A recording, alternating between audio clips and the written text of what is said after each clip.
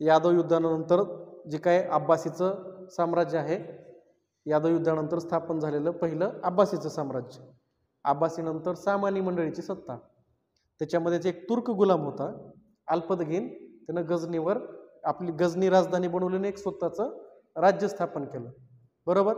मग अल्पदगीन गझनीचा शासक होता. कालांतरानं काय झालं, त्या गझनीच्या गादीवर महमूद नावाचा एक शासक आला. कोण? महमूद गझनी, बरोबर. मग ज्यानं भारतावर 17 वेळेस स्वाऱ्या केलेल्या आहेत. महमूद गझनी गादीवर बसल्यानंतर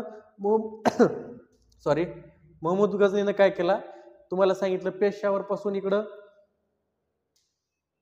हिंदू राजेशाही होती, म्हणजे हिंदू राजाची सत्ता होती. आणि सुरुवातीला महमूदचा जो विरोध होता तो हिंदूशाही बद्दल होता, बरोबर. हिंदूशाही म्हणजे आज जो काही मोहम्मद घोरीनं प्रदेश जिंकलेला आहे त्या प्रदेशावर हिंदू सत्ता होती, हिंदूशाही होती. मग सुरुवातीला गझनीचा विचार होता की ह्या हिंदूशाहीला काय करायचं, आपल्याला परास्त करून टाकायचं. मग त्याचं हिंदूशाही विरोधामध्ये त्याची टक्कर निर्माण झाली, बरोबर. जयपाल, हिंदूशाही, हिंदूचा पहिला राजा कोण होता, तो जयपाल. मग जयपाल सोबत त्याचा संघर्ष झाला, जयपालचा पराभव झाला, बरोबर. जयपालचा पराभव झाल्यानंतर जयपालचा मुलगा आला आनंदपाल, आनंदपालचा पण पराभव झाला. मग ह्यानं काय केलं, सुरुवातीला तर हिंदूशाहीबद्दल त्याचा संघर्ष होता, त्याच्यानंतर त्यानं मुस्लिम शासक असलेला मुलतान, त्या पण भागावर काय केलं, त्यानं आक्रमण केला मुलतानवर. आणि मग ह्याच्यानंतर मग काय झालं, त्यानं इकडलं आक्रमण झाल्यानंतर भारतावर सलग 17 वेळेस स्वाऱ्या केल्या. आणि 17 वेळेस स्वाऱ्या करून भारतामधले प्रचंड जी मोठमोठे श्रीमंत मंदिरं होते ती श्रीमंत मंदिरं लुटली आणि त्याच मंदिराच्या पैशाचा वापर तिकडे आपल्या साम्राज्याचा विस्तार करण्यासाठी केला. मग 1030 मध्ये ह्या महमूद गझनीचा मृत्यू झाला. मग गझनी साम्राज्य जे आहे ते नंतर थोडंसं काय व्हायला लागलं, ते त्याचा ऱ्हास व्हायला लागला. आणि त्याच्यानंतर मग त्या गझनी साम्राज्याच्या जागी सेल्युजक नावाची सत्ता उदयास आली, सेल्युजक. परंतु ही जी तुर्क टोळे आहेत, जी गझनी वगैरे किंवा या अगोदरचे त्या तुर्कांच्या विरोधामध्ये लढत होते, ही जी तुर्क टोळ्या होत्या, जी सतत नेहमी संघर्ष व्हायचा, त्याच तुर्क टोळ्यामधल्या एका टोळीनं काय केलं, ह्या सेल्युजक घराण्याचं काय केलं, पूर्ण बर्बादी करून टाकली, उद्ध्वस्त करून टाकलं. पूर्ण अराजकता निर्माण झाली. त्याच्यामध्ये 2 नवीन सत्ता उदयास आल्या. एक सत्ता इराणमध्ये, तिचं नाव ख्वारिझम, आणि दुसरी सत्ता अफगाणिस्तानच्या दूर प्रदेशामध्ये, त्यालाच आपण गौरी म्हणतो. जे मोहम्मद घोरी आहे आपला, म्हणजे भारतामध्ये आलेला, ते गौरी तिथून आलेला आहे. मग ते शासन कोणी स्थापन केलं, अल्पदगीन नावाच्या व्यक्तीनं. कोणी केलं होतं? अल्पदगीननं. मग अल्पदगीनच्या नंतर मग काही काळाच्या नंतर त्या गझनीच्या गादीवर मुइझुद्दीन मोहम्मद बिन साम, त्याचंच नाव आहे मोहम्मद घौरी, ज्याला आपण भारतामध्ये काय म्हणतो, मोहम्मद घौरी. मोहम्मद गझनी वेगळा आणि मोहम्मद घौरी वेगळा. ह्या दोघांची जर तुलना केली तर मोहम्मद गझनी घौरीपेक्षा स्ट्रॉंग आहे. का स्ट्रॉंग आहे? कारण तो एकदाही पराभव त्याचा झालेला नाही, एकदाही पराभव झालेला नाही. परंतु तेव्हाची परिस्थिती वेगळी होती, आताची परिस्थिती वेगळी आहे. आताची परिस्थिती वेगळी का? कारण नवनवीन सत्तेचा उदय झालेला आहे. अगोदर तेवढ्या सत्ता होत्या का? त्याच्या वेळेस नव्हत्या. आता नवनवीन सत्तेचा उदय झालाय. भारतामध्ये पण नवनवीन सत्ता उदय झालेल्या आहेत. मग याच्यावर आता काय झालं, हा जो मोहम्मद घोरी आहे, हा आता मोहम्मद घोरी असेल किंवा त्याच्या अगोदरचे असेल, ही जी धूर सत्ता आहे, साम्राज्य आहे, धूर साम्राज्य, ह्यांना स्वतःचा साम्राज्याचा विस्तार करायचा होता. परंतु त्यांच्या रस्त्यामध्ये अडथळा निर्माण व्हायला कोणाचा?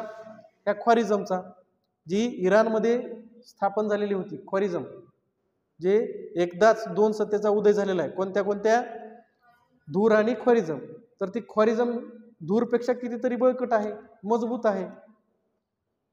ह्या धुरांचा त्या ख्वारिझम समोर कुठलाच तोडगा लागत नाही. नेहमी ह्या धुरांचा त्या ख्वारिझमकडून पराभव व्हायला लागला. मग अशामध्ये हे जे धूर आहेत, ह्यांनी स्वतःला आता असं समजून घेतलं की आपली दळ इकडे शिजणार नाही, आपण काय करायला पाहिजे, भारताकडे इकडे वळलं पाहिजे. कारण भारताकडे वळल्याशिवाय त्यांच्या हातामध्ये दुसरा ऑप्शनच राहिलेला नव्हता. मग ते काय केले, भारताकडे वळला. गझनीच्या गादीवर बसला आता मोहम्मद घोरी 1173, बरोबर. त्याचा मृत्यू झाला 1206ला, बरोबर आहे का. मग तो गादीवर बसल्यानंतर त्याला जो अडथळा निर्माण व्हायला लागला तिकडं, मग तो काय करतो, आता प्लॅन चेंज करतो, भारताकडे वळतो. आणि भारताकडे वळल्यानंतर मुलतान नावाचा जे प्रदेश आहे ज्याच्यावर इस्लामचंच मुस्लिम शासनच होतं, ते मुलतान आपल्या ताब्यामध्ये घेतो. आणि मुलतान ताब्यात घेतल्यानंतर खाली गुजरातकडे जातो. मग गुजरातमध्ये आता भीम द्वितीय किंवा भीम दुसरा नावाचा शासक आहे. त्याची सत्ता बळकट आहे, मजबूत आहे. मग हा काय करतो, त्याच्यावर आक्रमण करतो. कोण, मोहम्मद घौरी. परंतु त्या आक्रमणामध्ये भीम द्वितीयचा विजय होतो. मग एकदम लाजिरवाणी हार होते. कोणाची, मोहम्मद घौरीची लाजिरवाणी हार होते. मग आता मोहम्मद घौरीच्या इतकं लक्षात येतं की आपण ही जी गुजरात आहे हे आपल्या हातामध्ये आत्ता तरी आपल्या हातामध्ये येऊ शकत नाही. म्हणून तो काय करतो, प्लॅन चेंज करतो आणि काय करतो, आता म्हणतो की बाबा आपण पंजाबचा जो प्रदेश आहे पंजाब, तर ते आपल्या हातामध्ये. पंजाब म्हणजे ते भारतामध्ये आहे ते पंजाब नाही बरं. जे आता तुम्हाला वाटत असेल ते पंजाब म्हणजे एक मोठं प्रांत आहे. अर्ध भारतामध्ये आहे, अर्ध पाकिस्तानमध्ये आहे. अर्धा पंजाब भारतात आहे, अर्धा पंजाब पाकिस्तानमध्ये आहे. राजस्थान सारखं, राजस्थान माहिती आहे, अर्ध वळवण भारतात आणि भारतापेक्षा जास्त मोठं वळवण पाकिस्तानमध्ये. तर हा काय विचार करतो आता की बाबा आपण हे जी पंजाबचा प्रदेश आहे त्या पंजाबच्या प्रदेशावर आता काय करावं, आपण ताबा मिळवावा. मग ह्याच्यावर तो तिकडं युटर्न मारतो आणि त्याच्यामध्ये सियालकोट, लाहोर आणि पेशावर या 3 ठिकाणावर तो पूर्ण सत्ता प्राप्त करतो. हे कुठं आहे, हे भारताचा नकाशा. ह्या ठिकाणी आहे सियालकोट, इथं आहे पेशावर आणि इथं आहे लाहोर. एवढ्या भूभागावर तो स्वतःचं वर्चस्व स्थापित करतो. आणि आता इथून त्याची नजर पडते दिल्लीवर. ह्या दिल्लीला म्हणतात दिल्ली का. काय, दिल्ली का. प्राचीन भारतात आपण बघितले वाटतं ना, दिल्ली का नाव कोणाचं आहे म्हणलं तर तुम्हाला लक्षात राहा, दिल्लीचं नाव आहे दिल्ली का. मग आता ह्याची नजर पडते ह्या दिल्ली कावर. परंतु आता इकडे बघा, आता दुसरा ट्विस्ट. भारतामध्ये प्रतिहार साम्राज्याचं विघटन झाल्यानंतर नवनवीन छोट्या सत्ता उदयास आलेल्या. स्पेशली प्रतिहाराचं विघटन झाल्यानंतर तुम्हाला प्रतिहारबद्दल सांगितलं की त्यांनी काय केलं होतं, अरब युद्ध, जे अरब आहेत त्यांना त्यांनी रोखलं होतं, म्हणून त्यांना गुर्जर प्रतिहार, बरोबर, अशी त्यांना उपाधी मिळालेली होती. बरोबर आहे का नाही. मग ह्या प्रतिहाराचं विघटन झाल्यानंतर आता अनेक राजपूत राजे नवीन उदयास आलेले आहेत. कोण, राजपूत. जे राजपुताना आहे आपल्या भारतामधला, उत्तर भारतामधला तबका, तर ते उदयास आलेला आहे. त्याच्यामध्ये मुख्यतः चौहान आहेत, गढवाल आहे, परमार आहे, असे अनेक छोटे मोठे राजपूत आहेत. मग एक तुम्हाला सांगतो की ज्यावेळेस ह्या मोहम्मद घोरीनं भारताकडे नजर वळवली, त्याच्यानंतर मुलतानचा भाग घेतला, गुजरातवर आक्रमण केलं, त्यावेळेस पृथ्वीराज चव्हाण, त्याचं वय फक्त 14 वर्षाचं होतं आणि तो अजमेरच्या घराण्यावर होता. म्हणजे भारतामधलं जे अजमेर आहे त्या अजमेरच्या गादीवर बसला होता, फक्त 14 वर्षाचा होता. कोण, पृथ्वीराज चव्हाण. आता हे का सांगतोय तुम्हाला, तर भारतामध्ये जी तराईंचे युद्ध झालेलं आहे हे मोहम्मद घोरी आणि पृथ्वीराज चव्हाण यांच्यामध्ये झालेला आहे. हा जो मोहम्मद घोरी आहे याची जी सत्ता आहे भारतातली, ही टिकून कधी राहणार आहे, ज्यावेळेस पृथ्वीराज चव्हाणचा पराभव होतो त्यावेळेस ह्याचा जो गुलाम आहे कुतुबुद्दीन ऐबक, तो भारतामध्ये आपलं घराणं स्थापित करतो. पण त्याच्या अगोदरचं हे 14 वर्षाचा असताना अजमेरच्या गादीवर होता पृथ्वीराज चव्हाण, ज्यावेळेस यानं मोहम्मद घोरीकडे आक्रमण केलं होतं. मग नंतर काय होतं, तर 16व्या वर्षाचा झाल्यानंतर कोण? पृथ्वीराज चव्हाण. ज्यावेळेस 16 वर्षाचा होतो त्याच्या मनामध्ये पण आता साम्राज्याचं काय करायचंय? विस्तार करायचे. जे आपलं अजमेर आहे, जो अजमेरचा पृथ्वीराज चव्हाण आहे, त्याच्या पण मनामध्ये येतं की आता आपल्याला काय करायचे? आपल्या साम्राज्याचं विस्तार करायचे. 16व्या वर्षीपासून तो अनेक राजपूत राज्य जे आहेत तो आपल्या आधिपत्याखाली आणतो. कोणाच्या? त्याच्या आधिपत्याखाली आणतो. अनेक राजपूत राज्य त्याच्या आधिपत्याखाली आणतो. आणि दिल्लीमध्ये त्याच टायमिंगला मोडू करे हे मोडलेलं बरं घे.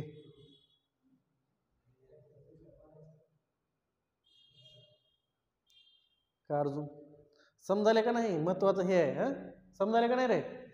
का बोरिंग व्हायला, कटाळ यायला लागलं? फक्त झोपू नका.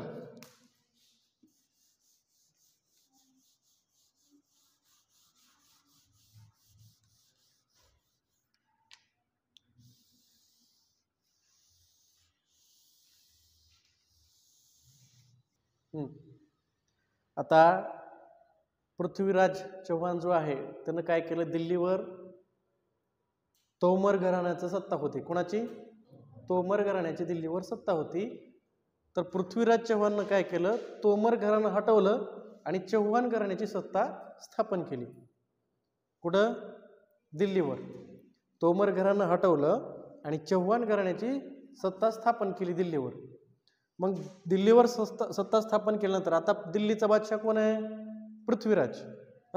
बरोबर आहे की नाही? पृथ्वीराज, ज्याच्या कंट्रोलमध्ये दिल्ली आहे, अजमेर आहे, गंगा दोआब प्रदेश जो आहे तो त्याच्याच कंट्रोलमध्ये आहे. बरोबर.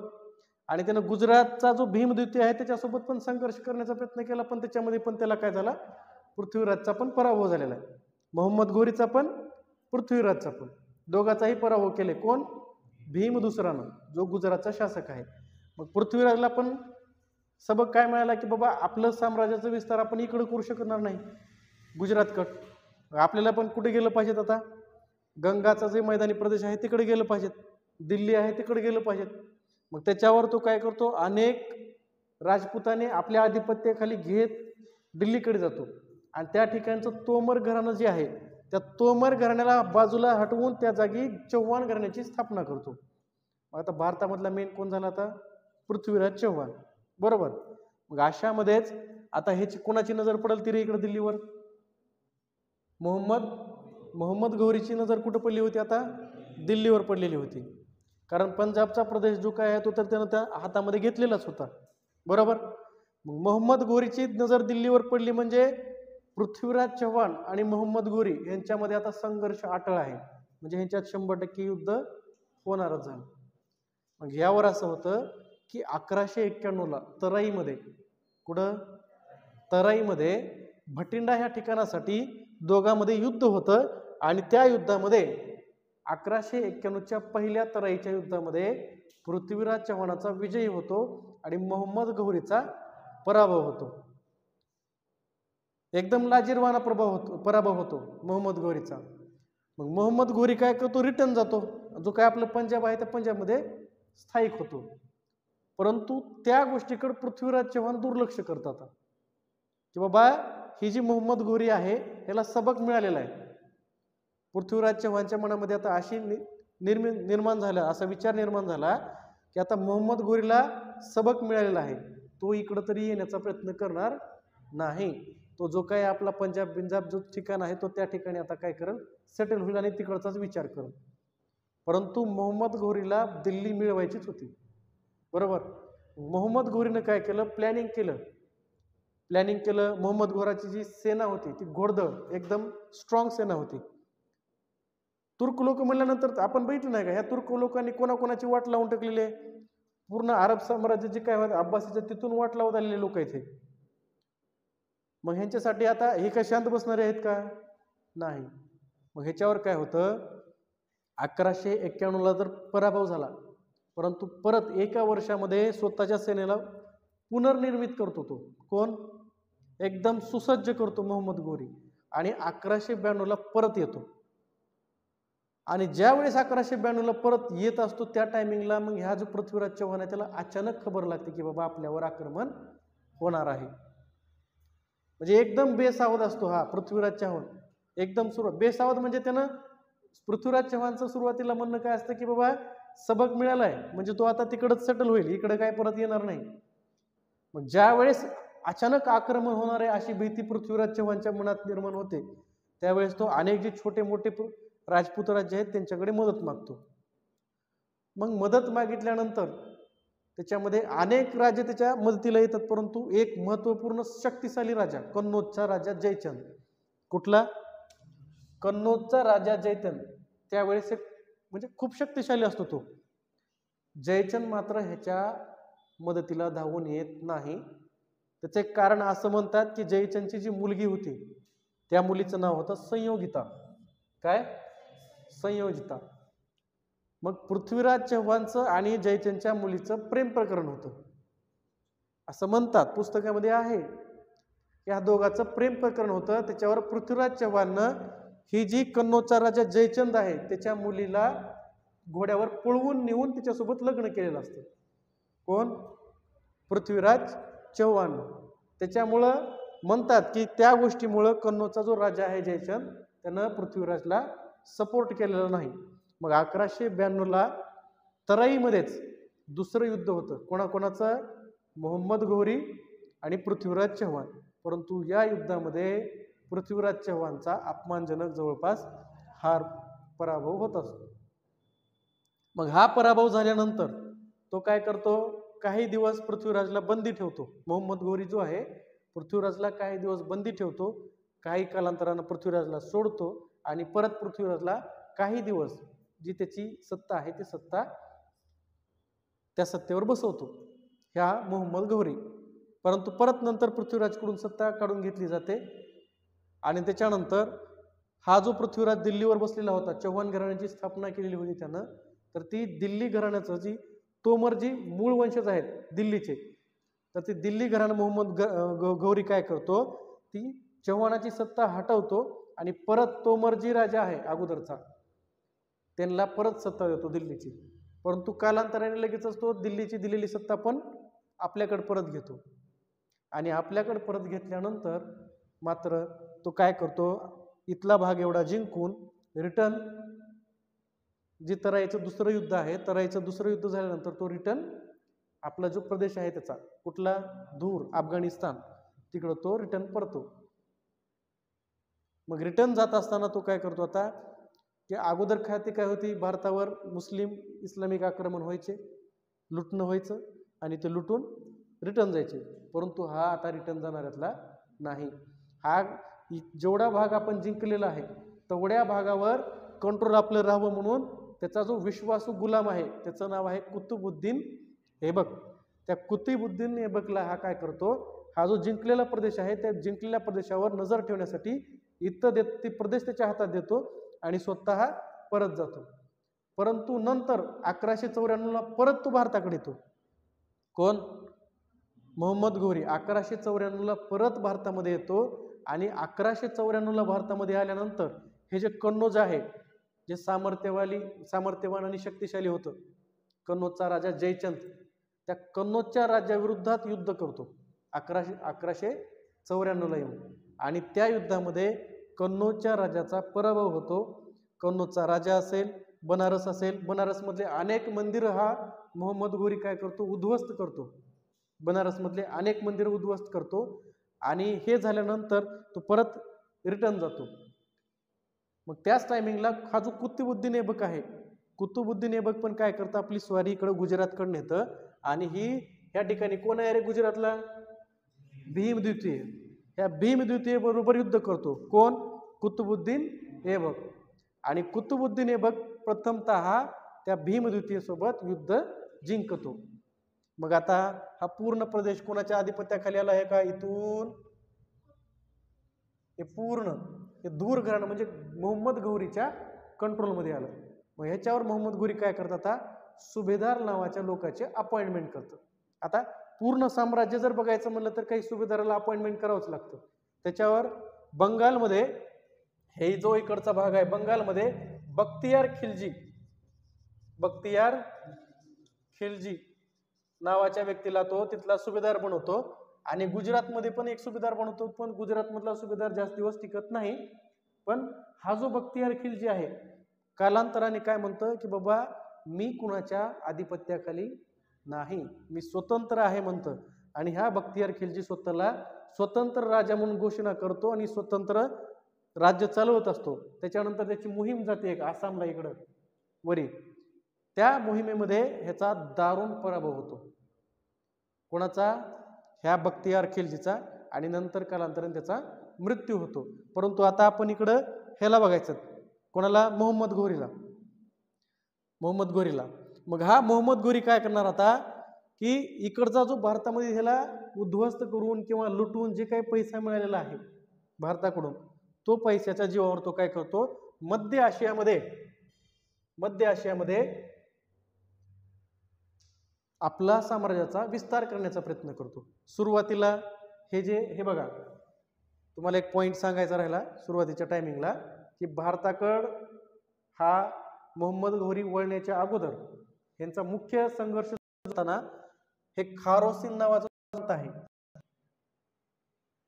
त्या खारोसिन बद्दल ह्या दोघांमध्ये कोणाकोणामध्ये इराणचे ख्वारिझम आणि हा धूर, ह्या दोघांमध्ये काय झालेलं होतं, संघर्ष झालेलं होतं. म्हणजे हा मोहम्मद घोरी जो आहे हा खारोसिन बद्दल ह्या दोघांमध्ये संघर्ष झालं होतं. आणि ह्या संघर्षामध्ये हे इथं कोण आहे रे? इराण, ख्वारिझम, हा खारोसिनचा भाग. कुठला भाग? खारोसिनचा भाग. आणि इथं कोणता देश आहे? अफगाणिस्तान. तिथं कुठला प्रदेश? धूर प्रदेश. त्या ठिकाणी नवीन आता कोण बनलेला आहे? हा घोरी, मोहम्मद जी घोरी आहे. मग ह्या खारोसिन बद्दल ह्या दोघांमध्ये संघर्ष होतं आणि त्या संघर्षामध्ये ह्यांचा विजयी होतो. हे जे ख्वारिझम आहेत त्या ख्वारिझमचा विजयी होतो. मग आता इकडचा प्रदेश पूर्णतः ह्याच्या हातामध्ये गेला इथपर्यंत. मग ह्याला साम्राज्य विस्तार इकडे करता येईल का? म्हणून तो भारताकडे वळलेला इकडं. एवढे लक्षात असू द्या, ते पॉइंट सुरुवातीला सांगण्यात राहिलेलं आहे. मग आता ही जी मोहम्मद घोरी आहे परत इकडं मध्य आशियामध्ये, आता ह्याला मध्य आशिया म्हणतात इकडच्या भागाला, ह्या मध्य आशियामध्ये परत आपल्या साम्राज्याचा विस्तार करण्याचा प्रयत्न करतो. परंतु परत त्याला तोंडावर मार पडतो. कोणाकडून? ह्या ख्वारिझमकडून. हे ख्वारिझम परत त्याला 1204 मध्ये त्याचा पराभव करतात, दारुण पराभव करतात एकदम.